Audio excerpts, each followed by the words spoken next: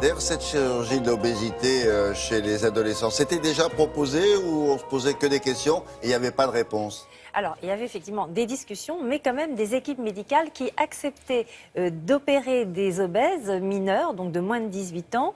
Mais il faut dire que c'est seulement il y a quelques jours que la Haute Autorité de Santé a donné son feu vert pour ces interventions chez les mineurs, donc dans des conditions bien précises. Mais c'est vrai que par exemple en 2015, 117 interventions ont eu lieu, donc chirurgie de l'obésité, chez des adolescents de moins de 18 ans. Alors pourquoi? Tout simplement parce qu'il y a des équipes médicales qui acceptent de prendre en compte la souffrance de ces adolescents. Parce que, alors évidemment, ils n'opèrent pas n'importe quels adolescents, mais des adolescents qui souffrent d'obésité très sévère, qui prennent 15 à 20 kilos par an, qui ont tout essayé, les régimes, l'activité physique, qui sont complètement découragés. Les anneaux gastriques. Alors après, il y a plusieurs méthodes qui leur sont proposées. Et donc voilà, ce feu vert de la Haute Autorité de Santé va permettre de bien cadrer ces interventions chez les mineurs parce qu'il ne faut pas oublier, et c'est pour ça que ça posait polémique, ce sont des interventions qui, comme toute chirurgie, comportent des risques de complications. Donc maintenant, on sait exactement à quelles conditions les autorités de santé proposent d'opérer ces adolescents qui le souhaitent. Donc un certain nombre de conditions que je vous laisse découvrir en images.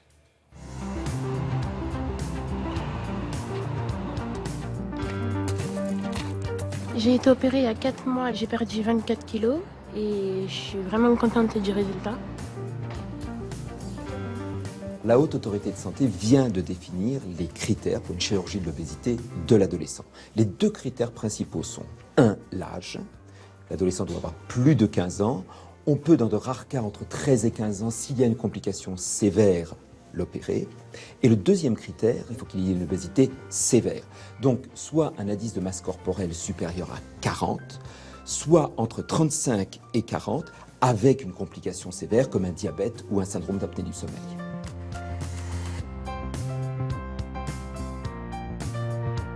Il y a d'autres critères à prendre en compte. La croissance osseuse doit être presque terminée. Et la famille et l'adolescent doivent savoir adhérer à tout ce qui va se passer après la chirurgie.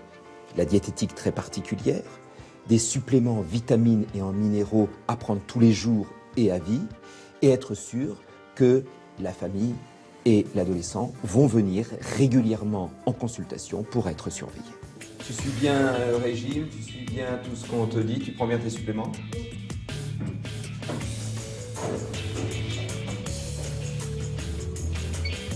139,3. Tu es inscrit à un club de sport? Oui, je fais de la Zumba. Tu manges suffisamment de viande? Oui. 2 fois par jour? Bon. Comme chez l'adulte, chez l'adolescent, on peut utiliser les 3 techniques opératoires. L'anneau gastrique, qui consiste à serrer l'estomac.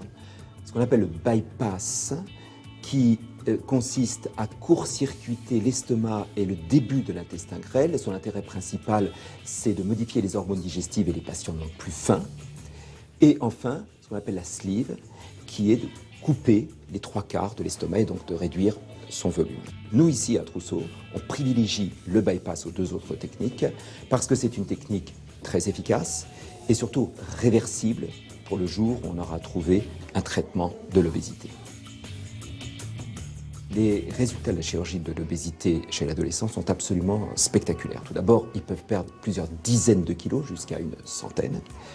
Deuxièmement, les complications liées à l'obésité s'améliorent, voire disparaissent. Et surtout, leur qualité de vie est transformée et ils peuvent vivre presque comme les autres adolescents.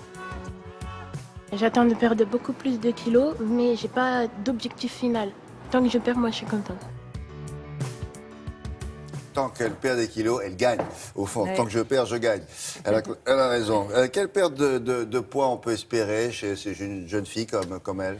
Alors, la première année, dans les mois qui suivent l'intervention, ces jeunes peuvent espérer perdre entre à peu près 25 et 30 kilos, soit 40 à 50% de l'excès de poids initial, ce qui est déjà très très bien. Alors évidemment, après, ils vont continuer à perdre. Vous l'avez vu dans le reportage, il y a des pertes de poids qui sont spectaculaires, d'ailleurs comme chez l'adulte, de l'ordre d'une centaine de kilos. Ouais. Donc ce qui change, mais complètement la vie de ces jeunes. Alors ça change leur vie sur le plan esthétique, parce qu'ils peuvent enfin s'habiller s'habiller comme les autres, enfin vivre comme les autres, faire du sport à l'école, etc.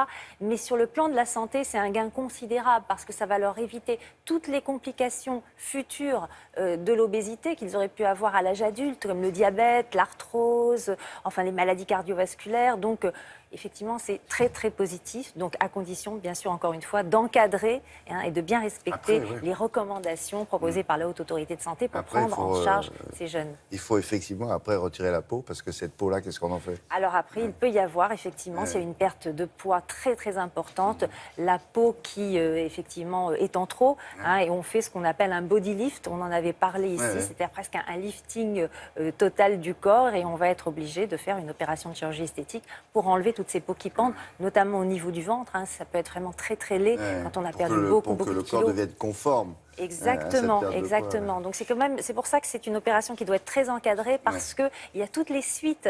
Il ne faut pas après être trop surpris par les suites. Il faut être bien prévenu et bien encadré.